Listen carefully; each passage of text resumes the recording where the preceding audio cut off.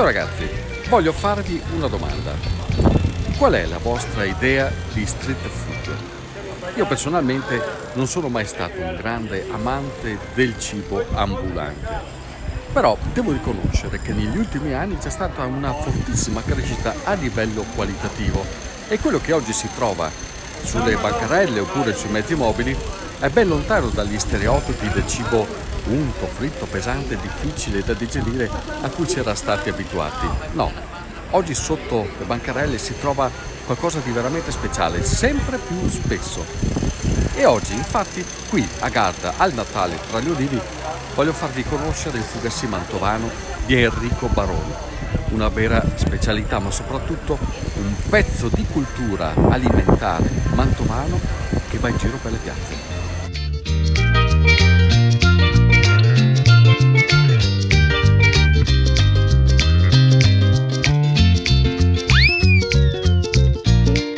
Enrico, cos'è il fugassì? Il fugassì per me è la storia, diciamo così, la storia della mia famiglia, nel senso che era il nutrimento nel periodo di povertà. Farina, strutto e acqua e sale era facilmente reperibile e veniva preparato e cotto d'inverno e durava finché c'era prodotto. È vero che comunque si tratta di un prodotto, di un alimento povero, tipicamente familiare, che però era quasi scomparso. Diciamo che è scomparso quello che noi proponiamo, oppure lo era, nel senso che è stata un'intuizione mia nel ricercare i prodotti della storia che hanno portato avanti le nostre famiglie contadine ed era stato dimenticato, perché nel mio paese praticamente oggi facilmente riconoscono più quello dolce e non quello praticamente originale, che era quello il pane contadino di una volta. Il dolce è stata un'evoluzione che comunque viene proposta attualmente, ma il vero simbolo è quello che viene fatto normalmente, o sbaglio? Diciamo che qui è un po' difficile, perché quando le cose poi passano e il tempo passa, le giovani generazioni fanno fatica a capire cosa vuol dire originale e quello che rimane di una storia.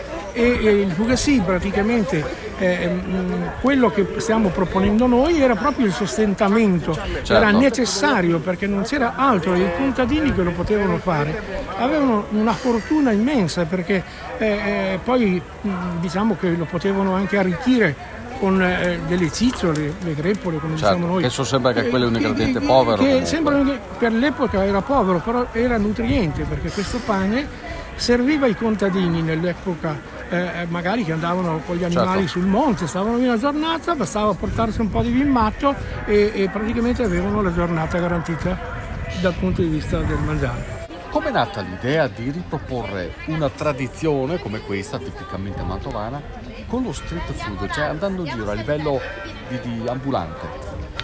Diciamo che praticamente, essendo io un appassionato di prodotti, di ricerca di prodotti di una volta, mi accorsi un giorno in una manifestazione su una piazza dove un tedesco mi chiese di mettere del salame sul fugassì. Io gli dissi: questo fugassì è dolce.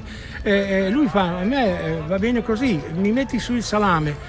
Una volta servito questo piatto mi sono diciamo così, guardato dentro e ho detto: ma sai Enrico, questo era quello che facevano i nostri nonni, lo facevano come pane, perché io da piccolo a colazione mi finiva anche nel latte, quello coi grespoi, non so se mi spiego, e faceva gli occhioni il latte, perché sai c'era l'unto delle cicciole. E di conseguenza lì ho cominciato a pensare, ho fatto una ricerca in famiglia, alle persone più care che avevo vicino, e gli ho detto: ma io da piccolo mangiavo questo, e com'è? E lì è nata l'idea di produrre il fugassì di Monzambano, l'originale. Registrato, un marchio registrato, perché siccome quando le cose poi funzionano, praticamente c'è sempre quello che spociga. La formula dell'impasto, la ricetta dell'impasto è rimasta immutata? Sì, Ha cambiato il condimento? No, no, no, no. Io ho voluto che si fermasse all'epoca in cui l'ho trovato, cioè praticamente quando in casa lo facevano, la ricetta era farina, strutto, acqua e sale. Diciamo che oggi per scelte diverse adoperiamo farine specifiche. Una volta c'era il fondo della Madia e di conseguenza si faceva con quello che c'era, erano farine integrali di semi diversi. E la farcitura? Ecco, praticamente l'abbiamo per quello portato, seppur rispettando le regole di un prodotto tipico mantovano per eccellenza, e facciamo fatica oggi con tutte le regole che ci sono sanitarie a mantenere un prodotto originale, perché ci piacerebbe, ma non possiamo fare sempre tutto quello che vogliamo. Vale a dire che comunque abbiamo tenuto il battuto di lardo, la porchetta mantovana. Qui faccio una parentesi perché la porchetta mantovana, uno dice ma non c'è, no, Mantova produce più maiali che tutto il territorio. Io sono un vecchio macellaio, da piccolo facevo questa cosa e praticamente con l'esperienza sono riuscito a portare una porchetta che si paragona alla toscana, e io non ho timore a presentarla alle migliori porchette alla romana, insomma, ecco. Poi Quindi hai arricchito il pasto originale con gli altri prodotti della bontà mantovana. Abbiamo arricchito con le farciture, cosa che a suo tempo non erano, diciamo, mangiavano quello che c'era. Noi invece oggi, per portarlo al futuro, abbiamo farcito con questi ingredienti: salame, porchetta, pancetta, gorgonzola e guanciale, che è una novità, ma praticamente piace molto perché il gorgonzola sapete che ammorbidisce e di conseguenza è un sapore particolare.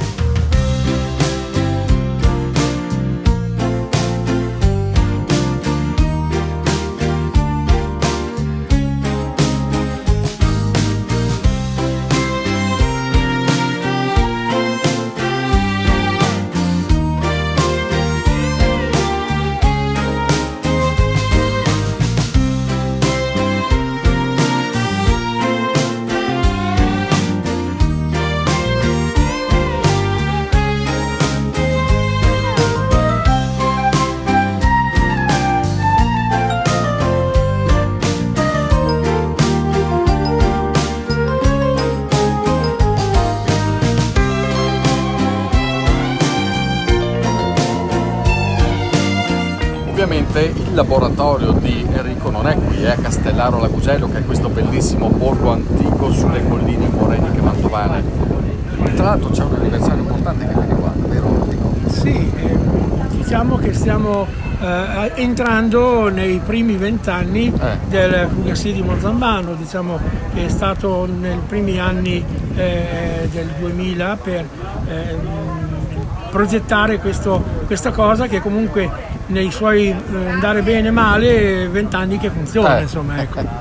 E allora l'abbiamo visto nascere sto Fugasì, Enrico me ne ha parlato, e questo è quello con il battuto di lardo. Col battuto di lardo. Eccolo qua. Enrico, viva le tradizioni, sì, viva le cose buone. sono d'accordo. Ragazzi, se vi capita di passare da Garda in questo periodo, venite, perché non c'è solo il Pandoro, vero? Mi sembra di sì. Buon appetito. Grazie. Grazie Enrico. Caspita. Ma si dice questo fa passare l'appetito quando ah sì? Ma però, bisogna che averne. però serve all'ambrusco anche, Volevo dirlo. Vero? Che. Ciao ragazzi. Se volevo altri le famo vedere. Ciao a tutti.